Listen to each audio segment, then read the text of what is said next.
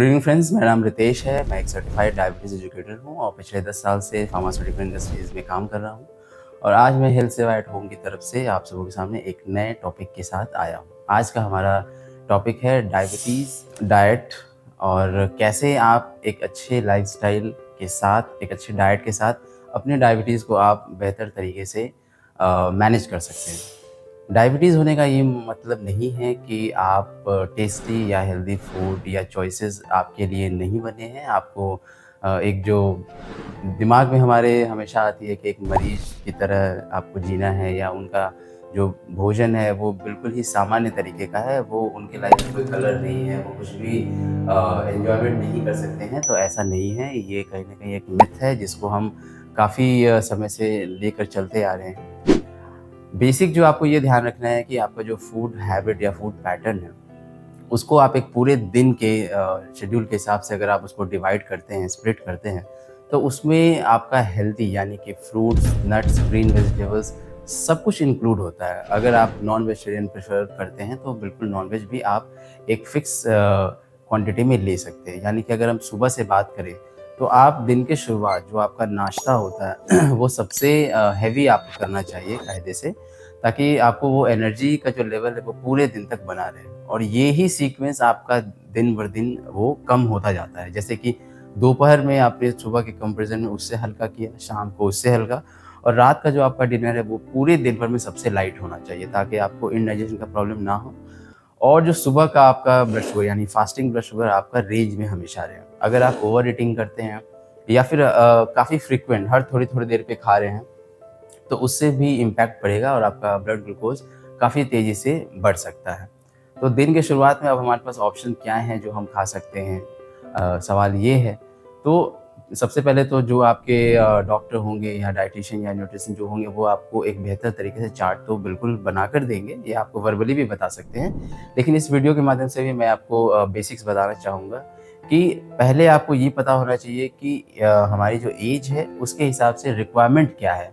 जैसे कि एक फ़िक्स कैलोरी होती है, हर किसी का अलग होता है। ऐसा नहीं है कि एक छोटे बच्चे का जो है उसका और उसके फ़ादर का दोनों सेम होगा। बिल्कुल दोनों का लाइफ़स्टाइल अलग है, अलग, एज ग्रुप अलग है, तो कैलोरीज़ जो इनटेक है वो भी अलग होगा। अब उस इनटेक में कितना आपको प्रोटीन लेना है, कितना फैट लेना है, कितना विटामिन्स होनी चाहिए, मिनरल का क्या रोल है, ये सब आपको पता होना चाहिए।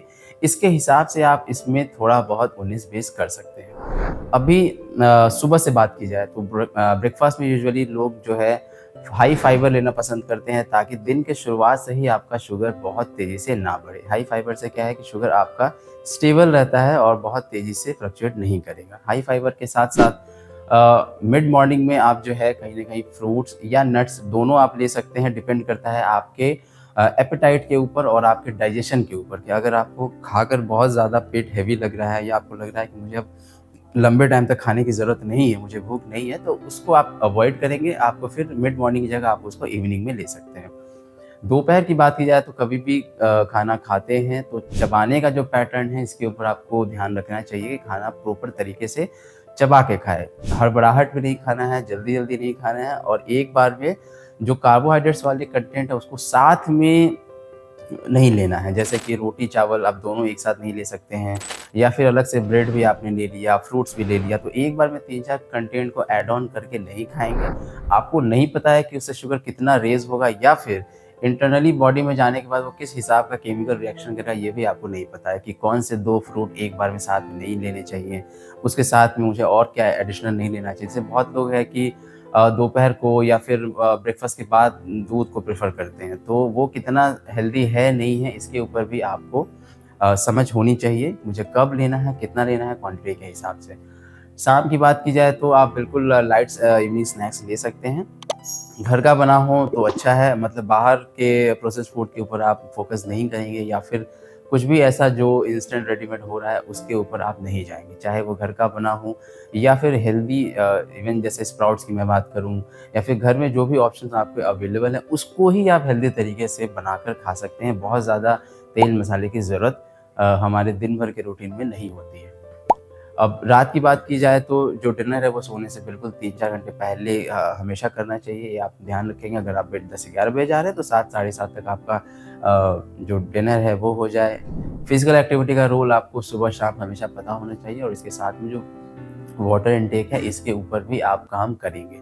मतलब कि फ्लूइडिटी बॉडी में कितना मेंटेन आपने किया है ये आपको पता होना चाहिए। इसके अलावा आपने रॉ मटेरियल जो है, प्रोसेस्ड है या फ्रूट्स नट जो भी आपने लिया है, तो पूरे दिन में एक कैलकुलेटिव माइंडसेट रखेंगे, मैंने लिया कितना, उसके हिसाब से मैंने वर्कआउट कितना किया है और अभी मेरा बॉडी वेट कितना है। तब जाके एक कॉन्शियस पर्सन के हिसाब से आप सोच पाएँगे कि मैंने जो फ़ॉलो किया है रूटीन वो कितना मेरे लिए हेल्पफुल है या नहीं है।